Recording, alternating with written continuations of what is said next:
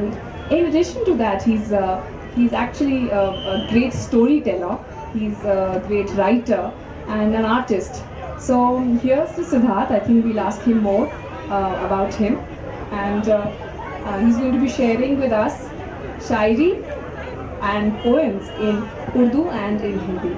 So please give it up for Siddharth. Thank you so much.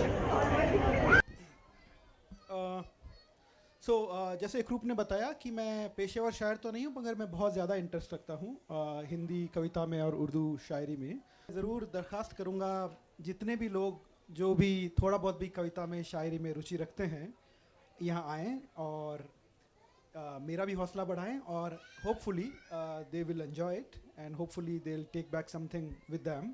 So I would like them to take their seats.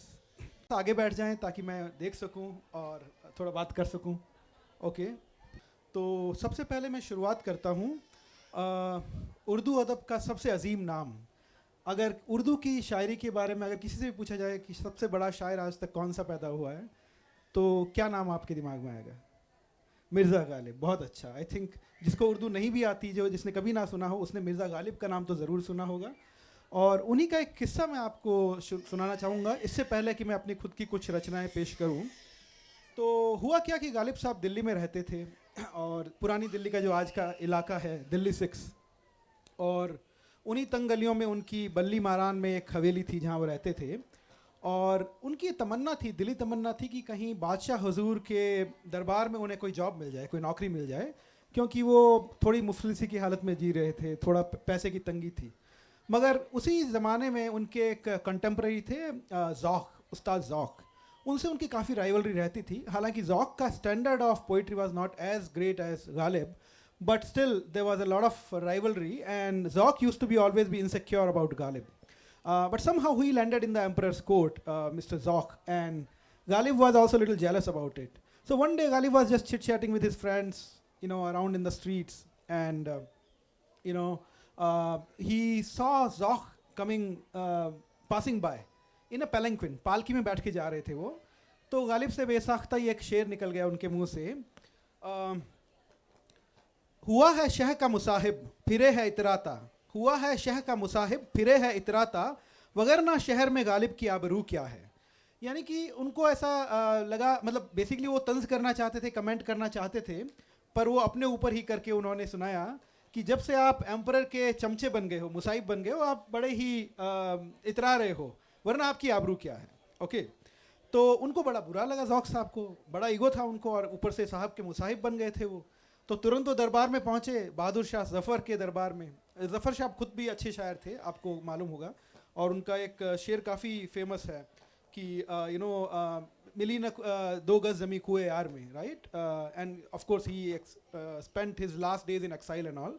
But here the story is that when he complained to him कि मिर्ज़ा नौशाह ने मेरी बहुत बड़ी तौहीन कर दी. उन्होंने जब complaint की तो ज़फ़र साहब को गुस्सा आ गया कि मेरे उस्ताद की तौहीन कैसे कर दी. तो उन्होंने अपने सिपाहियों को बोला कि जैसी भी हालत में हो गालिब, जहाँ पे भी हो, उनको पकड़ के लाया जाए. और उस वक्त भरी गर्मी के दिन थे, पसीने से तरबतर गालिब ऐसी सड़क पे खड़े थे, उनके कपड़े भी फटे हुए थे, जेब भी थोड़ी फटी हुई थी उनकी. तो जैसे ही लाए तो ज़ौक़ साहब ने फिर उन पर तंज किया कि देखो इनकी तो जेब भी फटी हुई है, ये क्या शायरी करेंगे, क्या शायर हैं. तो उन्होंने पूछा कि बादशाह ने पूछा गालिब से कि अबे तू कौन है, तू क्या है, तू क्या है, तू मेरे उस्ताद की तौहीन कर रहा है. हाँ, तो उन्होंने फिर गालिब साहब ने बोला, हर एक बात पे कहते हो तुम कि तू क्या है, हर एक बात पे कहते हो तुम कि तू क्या है, तुम ही कहो कि ये अंदाज़ गुफ्तगू क्या है, राइट.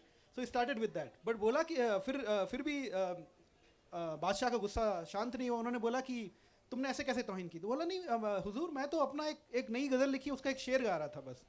तो बोले ऐसा कैसे, आपने गज़ल लिखी है पक्का, तो सुनाओ अभी. तो उन्होंने अपनी जेब में से एक रुक्का निकाला कागज़ का और पढ़ना शुरू किया. हर एक बात पे कहते हो कि तू क्या है, तुम ही कहो कि ये अंदाज़ गुफ्तगू क्या है. न शोले में ये करिश्मा, न बर्ख में ये अदा, कोई बताओ कि वो शोख़ तुंदखू क्या है. ही सेइंग कि ना तो शोलों में ये करिश्मा है, बर्ख यानी बिजली, लाइटनिंग, ना बिजली में ये अदा है. But who is this fast and furious sharp tongue guy. It could be माशूक ऑल्सो, प्रेमिका ऑल्सो. इन गज़लों में ऐसा ही होता है कि it's difficult to make out. Actually गज़ल का ही मतलब यह है कि खातून से गुफ्तगू. गज़ल का अरबी में मतलब यही है कि महिलाओं से बातचीत।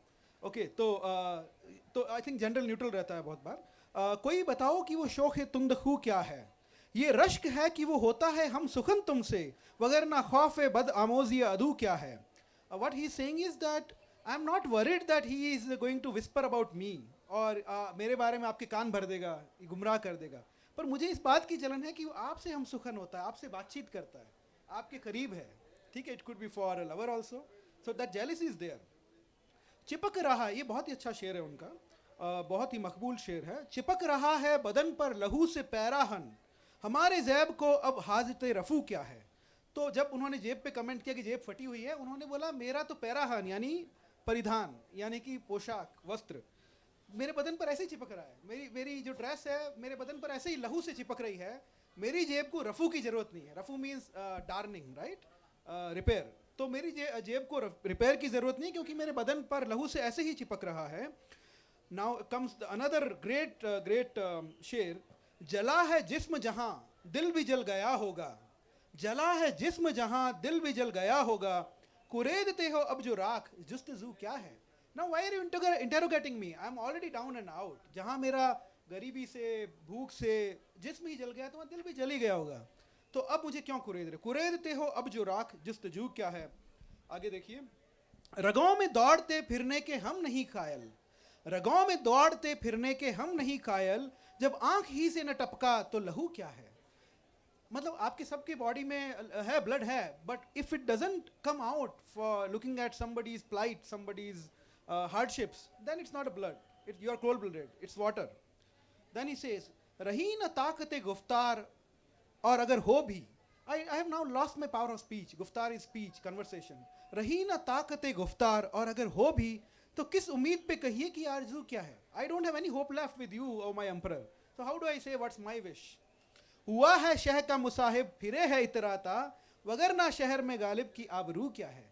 तो कहता है कि साहब ये तो मैंने अपने लिए लिखा था कि by chance I was dreaming, if I become your मुसाहिब then I will also be मैं इतराता हुआ फिरूंगा दिल्ली की गलियों में, तो मेरी कोई आबरू नहीं है, मगर आपकी वजह से मेरी आबरू बढ़ जाएगी। तो ये सुनकर शाह बहुत खुश हुए, ज़फ़र साहब बादशाह बहुत इनाम व इकराम दिए, शाही लिबास दिया, और बहुत खुशी खुशी उनको विदा कर रहे थे। तो ज़ौक़ साहब ने उनसे वो रुक्का मांगा कि इतनी अजीम आपने गज़ल लिखी, मुझे दे दीजिए। लेकर उन्होंने दे दिया वो रुक्का, उन्होंने आंखों से लगाया, और जब देखते हैं तो खाली कागज़ था, कुछ भी नहीं लिखा हुआ था उसमें। It was all impromptu. That's how great poet he was.